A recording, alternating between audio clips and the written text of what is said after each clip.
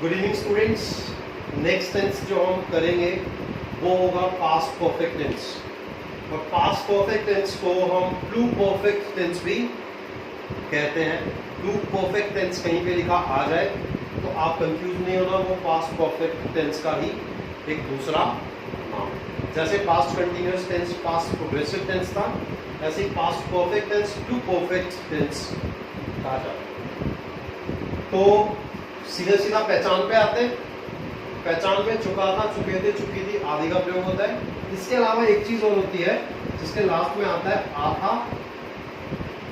ए थे, ई थी। तो अगर आप देखोगे आ था, ए थे, ई थी यहां भी आ रहा है। लेकिन कई सेंटेंस ऐसे भी होते हैं, जैसे अगर मैं बोलूं कि मैं खाना खा चुका था, लेकिन अगर मैं बोलूं उसने खाना खा लिया था, तो खा चुका था और खा लिया था बात एक ही है, मीनिंग भी एक ही है, और दोनों के एंड में आ था। तो इसी तरीके से सेंटेंसेस बनते हैं, कंफ्यूज होने की जरूरत। इसमें काम बहुत पहले खत्म हो गया था, उस चीज की हमको बताया जाए। अच्छा, इस टेंस की एक खासियत है, it is easy tense as well as a very difficult tense. ये आसान भी है और बहुत डिफिकल्ट टेंस भी है।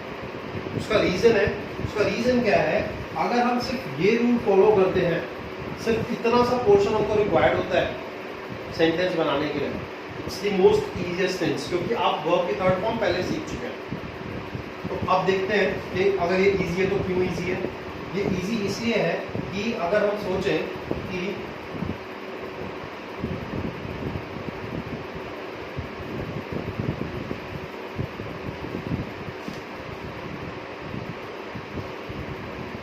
ईशा ने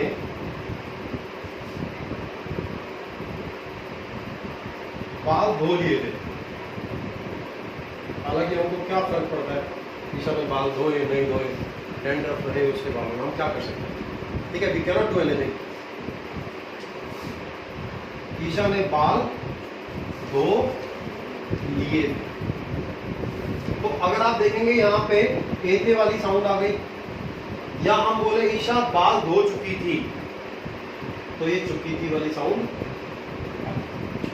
तो अब आप देखेंगे कि इसमें हमको कुछ नहीं करना है, हमें बस रूल अप्लाई करना है, एज सिंपल एज दैट। इतना ही आसान है वैसे। तो सब्जेक्ट है ईशा, हेल्पिंग वर्ब है हैड। ईशा हैड, धोने को हम बोलते हैं वॉश।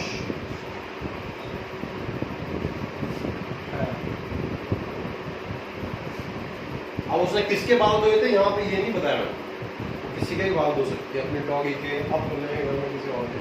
तो ईशा ने बाल धो लिए थे, तो ये इसकी ट्रांसलेशन है सिंपल। बट अब अगर मैं इस सेंटेंस को थोड़ा सा डिफिकल्ट करना चाहूँ, जो मैं डिफिकल्टी की बात कर रहा हूँ, तो मैं ऐसे बोलूंगा, नाई के आने से पहले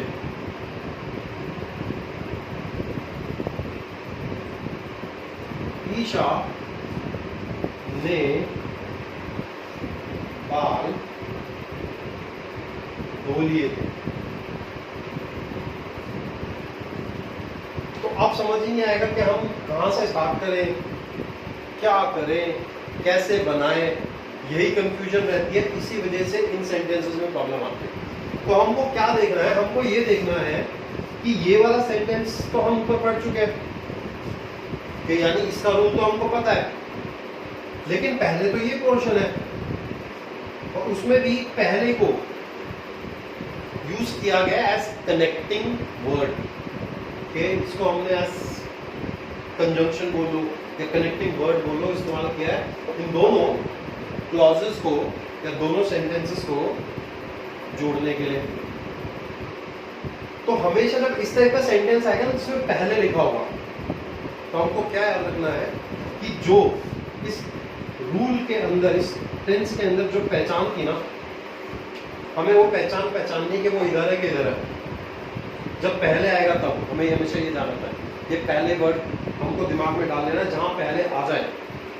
जैसे वो सेंटेंस होते हैं ना कि माली के आने से पहले बच्चे फूल तोड़ चुके थे, तो पहले वाला वर्ड हमको कंटिन्यू ध्यान रखना है पहले। तो पहले के बाद में जो सेंटेंस होगा ना उसको हम पहले बनाएंगे। तो ये बनेगा इसी वाले रूल से, पास्ट परफेक्ट या टू परफेक्ट टेंस के रूल से। तो हम इसमें सीधा सा सेंटेंस डालेंगे भाई ऊपर वाला, ईशा हैड वॉश्ड है। अब पहले को हम यहाँ पे लिखेंगे बिफोर, क्योंकि पहले की इंग्लिश क्या होती है, बिफोर। ये वाला जो पोर्शन बच जाएगा ये बनेगा सब्जेक्ट वर्ब की सेकंड फॉर्म। और तो देखिए बिफोर, अब यहाँ पे आने का काम हो रहा है। आने का काम कौन कर रहा है, नाई कर रहा है कि पहले कर रहा है, नाई कर। तो नाई की इंग्लिश क्या होती है, बिफोर बाबर केम। पास्ट इंडेफिनिट टेंस की हमको सिंपल का रूल पता है कि सब्जेक्ट और वर्ब की सेकंड फॉर्म आती है, इसीलिए टेंस डिफिकल्ट है कि इसमें एक साथ एक सेंटेंस के अंदर दो टेंसेस का यूज।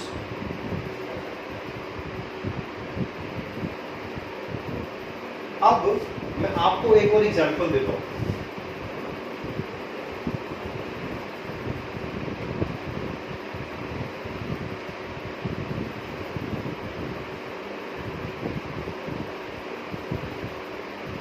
इसमें एक बाद वाला सेंटेंस ही होता है। मैं बताओगे जरा बाद वाला सेंटेंस क्या होगा। इसी के फ्रेम में बनेगा, इसी तरीके से लगभग वो इसी तरीके से बनाया जाएगा।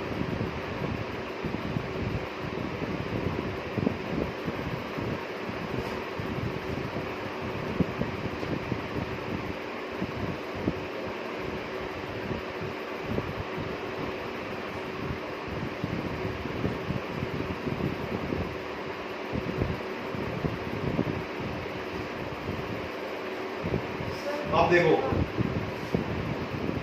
बोलो बोलो बोलो। राहुल के आने के बाद ईशा ने पढ़ना शुरू कर दिया।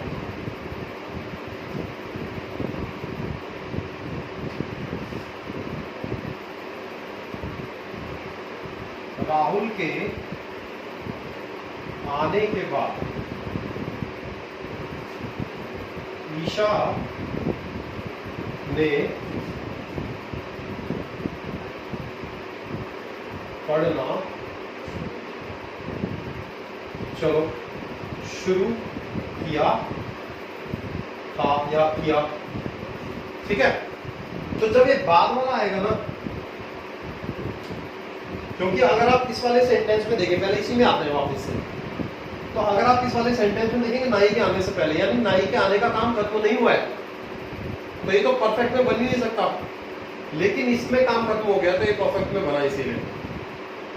लेकिन यहाँ पे अगर आप देखेंगे राहुल के आने के बाद, यानी कि राहुल का आना हो चुका है, फिर वो काम हुआ है, तो हमारा ये वाला पोर्शन तो बनेगा पास्ट परफेक्ट यानी टू परफेक्ट से, और ये वाला पोर्शन बनेगा पास्ट इंडेफिनिट के रूल से, यानी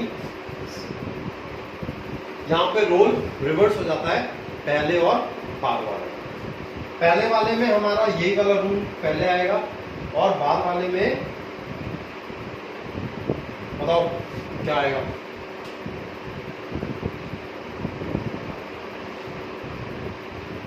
यहाँ पे कुछ गड़बड़ कर रहे हो, बताओ क्या गड़बड़, इंटेंशनल गड़बड़ है।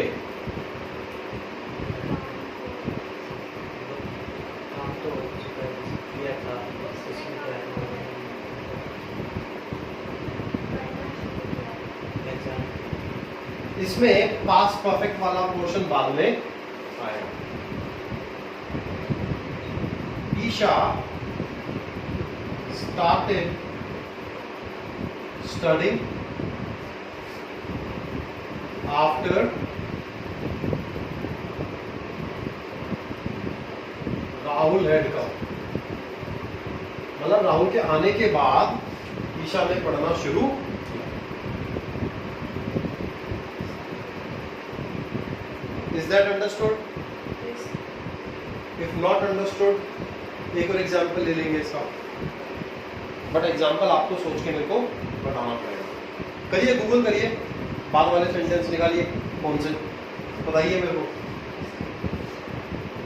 बस हमें पहले और बाद वाले को फोकस करना, ध्यान रखना।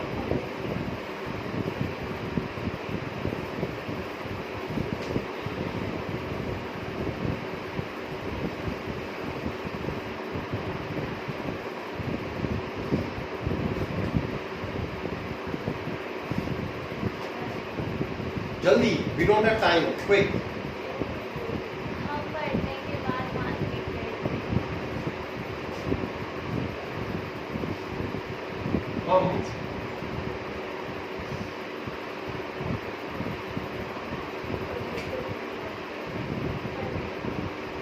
इसमें तो सीधा सीधा आफ्टर स्टडिंग आ जाएगा वो, तो ये वो वाला नहीं है, ये वो टाइप नहीं है।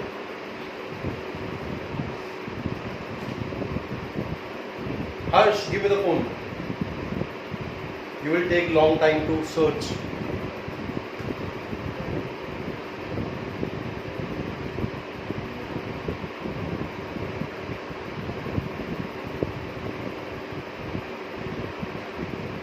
देखिए गूगल से ही सर्च किया जा रहा है, एग्जाम्पल ढूंढे जा रहे हैं कि हम एग्जाम्पल पता लगा पाए समझाने के लिए। और मुझे कोई प्रॉब्लम नहीं है बीच में फोन यूज करने में। अगर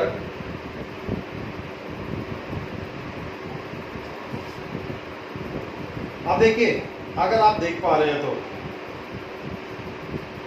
ये दो सेंटेंसेस हैं। पहला, मेरे स्टेशन पर पहुंचने से पहले गाड़ी छूट चुकी थी। उसमें गाड़ी छूट चुकी यानी काम जो था वो पहले हो गया था, इसीलिए वो पहले आया। The train had left before I reach the station, तो वो पास्ट इंडेफिनिट इन्होंने ले लिया। लेकिन अगर हम सेकंड सेंटेंस देखें, वृद्धा के यानी कि बूढ़ी औरत के मरने के बाद डॉक्टर नहीं आया था, तो आप देखोगे the doctor did not come, यानी पास्ट इंडेफिनिट से पहले बनी है, और फिर उसके बाद में after the old lady had died, तो पास्ट इंडेफिनिट पहले आया और पास्ट परफेक्ट बाद में चला गया। ठीक है, तो हम देखते हैं।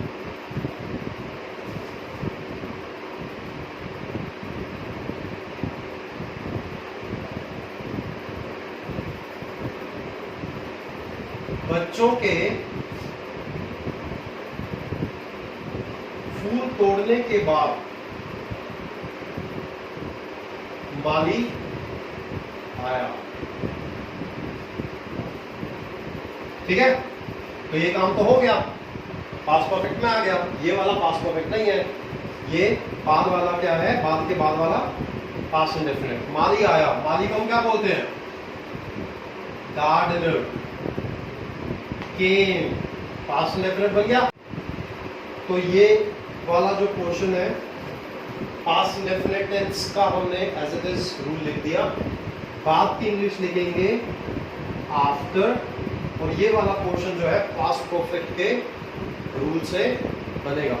तो क्योंकि काम खत्म हो चुका था, तो हम यहाँ पे सब्जेक्ट चिल्ड्रन है, चिल्ड्रंस नहीं होता, कभी भी चिल्ड्रन होता है, ध्यान रखना। Children had plucked the flowers। अच्छा, यहाँ पे हमने प्लग क्यों लिखा, ब्रेक क्यों नहीं लिखा, ब्रोकन क्यों नहीं लिखा? क्योंकि जब आप कोई चीज डैमेज करने के हिसाब से तोड़ते हो तो उसको ब्रेक बोलते हैं, और ब्रेक की थर्ड फॉर्म होती है ब्रोकन। बट जब कोई चीज आप थोड़ी देर के इस्तेमाल के लिए अपने लेते हो, जिसमें सिर्फ उतनी ही चीज निकालते हो जितनी जरूरत है, तो ये फूलों के लिए, फलों के लिए इस्तेमाल खास करके होता है, इसको हम बोलते हैं प्लग। तो ये थी इसकी इंग्लिश। हमने सारे पॉजिटिव सेंटेंस देख लिए। अब अगर हमको इसको नेगेटिव बनाना होगा तो हमको पता है कि नेगेटिव के लिए रूल क्या रहेगा, subject plus had plus not plus V3 plus object plus extras, और इंट्रोगेटिव में हैड आगे आ जाएगा। अब मैं इसी में ही दिखा देता हूं तुमको। देखो, अगर मैं इसमें लगा दूं माली नहीं आया, तो हम ये लिख देंगे गार्डनर डिड नॉट कम, और बाकी सेंटेंस एज इट इज जैसा हमने सीखा था वैसे ही बन जाएगा। plucked the flowers। अब अगर हमको इंट्रोगेटिव बनाना होता तो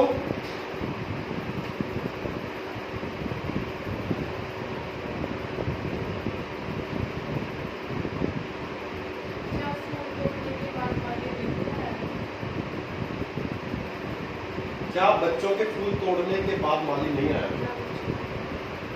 ठीक है, तो इसमें हम सीधा सीधा से लगा देंगे डेट से बनेगा ये, ठीक है। Did gardener not come after children had plucked the, और उस वाले में हैड आगे लग जाएगा क्योंकि पहले हेल्पिंग वर्ब किसके आ रही है, हैड की आ रही है, ठीक है। हालांकि इसके इंट्रोगेटिव नहीं होते, इसके मैक्सिमम पॉजिटिव सेंटेंसेस जो होते हैं, नेगेटिव हम कर चुके हैं।